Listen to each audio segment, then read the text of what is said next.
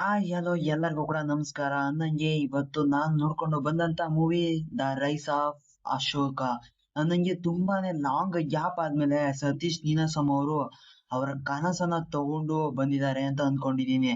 ನಂಗೆ ನೋಡ್ಕೊಂಡು ಬಂದೆ ಮೂವಿ ಹೇಗಿತ್ತು ಹೇಗಿಲ್ಲ, ಚೆನ್ನಾಗಿಲ್ವಾ, ಅಷ್ಟಕ್ಕೂ ಮೂವಿಲಿ ಕತೆ ಗಟ್ಟಿಯಾಗಿ ಇದೆಯಾ ಇಲ್ವಾ ಅನ್ನೋದನ್ನೆಲ್ಲ ನೀವು ಈ ರಿವ್ಯೂನ ನೋಡಿದ್ರೆ ನಿಮ್ಗೇನೆ ಗೊತ್ತಾಗುತ್ತೆ, ಇಲ್ಲ ಮೂವಿ ನೋಡಿದ್ರೆ ಗೊತ್ತಾಗುತ್ತೆ.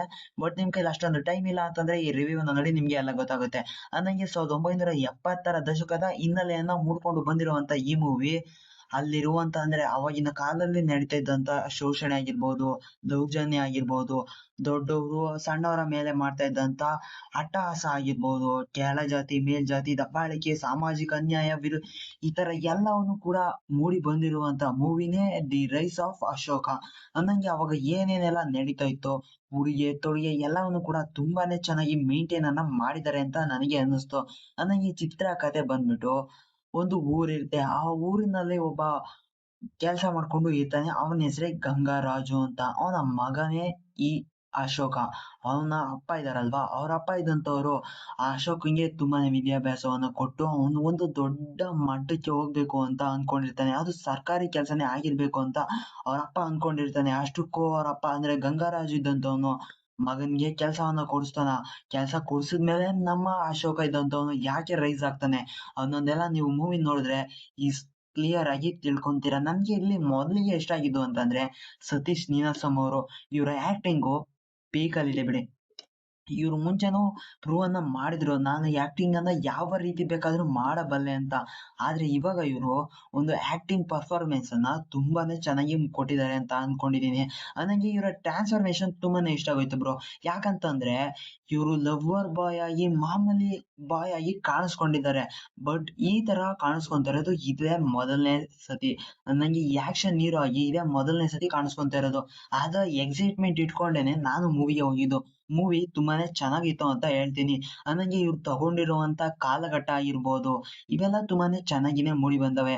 ಅದ್ರಲ್ಲೂ ಕೂಡ 1970ರಲ್ಲಿ ಯಾವ್ಯಾವ ರೀತಿ ಸಂಘರ್ಷಗಳು ನಡೀತಾ ಇದ್ವು, ಅದಲ್ಲದೆ ಒಂದು ಪ್ರೆಡಿಕ್ಟೇಬಲ್ ಆದಂತ ಕಥೆಯನ್ನ ಹೆಂಗೆ ಹೇಳ್ಬೋದು, ಆ ಶೈಲಿಯನ್ನ ಹೇಳಿದ್ರೆ ಜನ ಹೆಂಗೆ ನೋಡ್ತಾರೆ ತಗೋತಾರೆ ಅಂತ ಇವರು ಒಂದು ಫೋಕಸ್ ಅನ್ನ ಇಟ್ಟು ಮಾಡಿದ್ದಾರೆ ನೋಡಿ. ಇದು ತುಂಬಾನೇ ಚೆನ್ನಾಗಿದೆ ಅಂತ ಅನ್ಸುತ್ತೆ.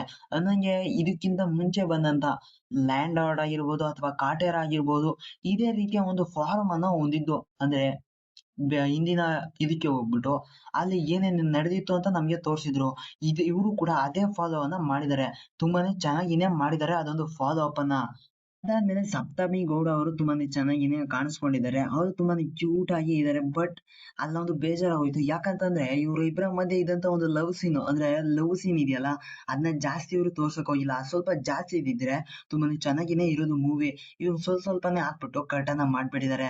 ನಂಗೆ ಕೆಲವೊಂದು ಸೀನ್ ಗಳು ತುಂಬಾನೇ ಚೆನ್ನಾಗಿನೇ ಮೂಡ್ ಬಂದವೆ. ನಂಗೆ ಲವಿತ್ ಅವರ ಸಿನಿಮಾಟೋಗ್ರಫಿ ಇಸ್ ಗುಡ್. ಸಾಂಗು ಮತ್ತೆ ಆಕ್ಷನ್ ಸೀಕ್ವೆನ್ಸ್ ಅಲ್ಲಿ ಈ ಸತೀಶ್ ನೀನಾಸಂ ಅವರಂತೂ ಅದ್ಭುತವಾಗಿ ಕಾಣಿಸ್ಕೊಂಡಿದ್ದಾರೆ. ಅದಲ್ಲದೆ ಸಾಂಗ್ಸ್ ಕೂಡ ಈಸ್ ವೆರಿ ಗುಡ್ ಅಂತ ಹೇಳ್ತೀನಿ.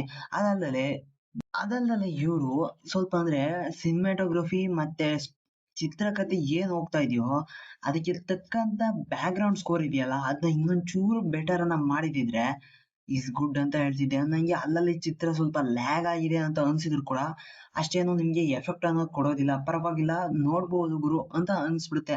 ಆ ತರ ಒಂದು ಕಲೆಯನ್ನ ಇವರು ತಗೊಂಡು ಬಂದು ನಮ್ಗೆ ತೋರಿಸಿದ್ದಾರೆ. ನಂಗೆ ಹಾಡುಗಳು ಕೂಡ ಪರವಾಗಿಲ್ಲ, ತುಂಬಾನೇ ಚೆನ್ನಾಗಿದಾವೆ. ಅದ್ ಬಿಟ್ರೆ ಮಿಕ್ಕಿದಂತ ಪರ್ಫಾರ್ಮೆನ್ಸ್ ಸಪ್ತಮಿ ಗೌಡ ಅವ್ರದ್ದಾಗಿರ್ಬೋದು, ಗೋಪಾಲ್ ಕೃಷ್ಣ ದೇಶಪಾಂಡೆ ಅವ್ರದ್ದಾಗಿರ್ಬೋದು, ಅಥವಾ ಬೇರೆ ಯಾರ್ದಾರ ಪರ್ಫಾರ್ಮೆನ್ಸ್ ಆಗಿರ್ಬೋದು, ತುಂಬಾನೇ ಚೆನ್ನಾಗಿನೇ ಮಾಡಿದ್ದಾರೆ ಅಂತ ಅನ್ಸುತ್ತೆ. ಅದಲ್ಲದೆ ಇನ್ನು ನಮ್ಮ ಸತೀಶ್ ನೀನಾಸಂ ಅವರ ಫಾದರ್, ಅವ್ರ ಹೆಸರು ನನ್ನ ಬಾಯಲ್ಲಿ ಬರ್ತಾ ಇಲ್ಲ, ಅವರಂತೂ ತುಂಬಾನೇ ಚೆನ್ನಾಗಿ ಪರ್ಫಾರ್ಮೆನ್ಸ್ ಅನ್ನ ಮಾಡಿದ್ದಾರೆ ಗುರು.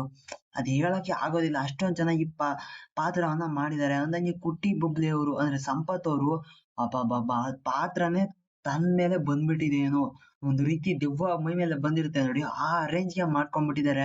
ತುಂಬಾನೇ ಚೆನ್ನಾಗಿ ಪರ್ಫಾರ್ಮೆನ್ಸ್ ಅನ್ನ ಮಾಡಿದ್ದಾರೆ. ಬಟ್ ಗೋಪಾಲ್ ಕೃಷ್ಣ ಅವರಿಗೆ ಅಷ್ಟೊಂದು ಸ್ಕ್ರೀನ್ ಸ್ಪೇಸ್ ಇರ್ಲಿಲ್ಲ. ಬಟ್ ಈ ಚೆನ್ನಾಗಿನೇ ಮಾಡಿದ್ದಾರೆ ಅಂತ ಅನ್ಸುತ್ತೆ. ಇನ್ನು ಮಿಕ್ಕಿದಂತ ಡ್ರ್ಯಾಗನ್ ಮಂಜು, ಜಗಪ್ಪ, ಯಶ್ ಶೆಟ್ಟಿ ಎಲ್ಲರ ಪರ್ಫಾರ್ಮೆನ್ಸ್ ತುಂಬಾನೇ ಚೆನ್ನಾಗಿತ್ತು ಅಂತ ಅನ್ಸ್ತು. ಇನ್ನು ಈ ಮೂವಿ ಬಗ್ಗೆ ಇನ್ನೇನು ಹೇಳೋಕೆ ಉಳಿದಿಲ್ಲ ಅಂತ ಅನ್ಕೊಂಡಿದೀನಿ. ಬಟ್ ಮೂವಿ ತುಂಬಾನೇ ಚೆನ್ನಾಗಿದೆ. ನಮ್ಮ ಸತೀಶ್ ನೀನಾಸಂ ಅವರು ತುಂಬಾನೇ ಶ್ರಮ ಪಟ್ಟು ಈ ಮೂವಿಯನ್ನ ಮಾಡಿದ್ದಾರೆ. ಎಲ್ಲರೂ ಕೂಡ ನಿಮ್ಮ ಹತ್ತಿರದ ಥಿಯೇಟರ್ ನಲ್ಲಿ ಹೋಗಿ ನೋಡಿ, ತುಂಬಾನೇ ಚೆನ್ನಾಗಿದೆ ಮೂವಿ.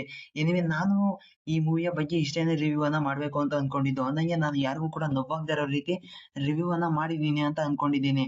ಎನಿವೆ ನೆಕ್ಸ್ಟ್ ರಿವ್ಯೂ ಅಲ್ಲಿ ನಾನು ನಿಮ್ಗೆ ಸಿಗ್ತೀನಿ. Still watching, take it delete.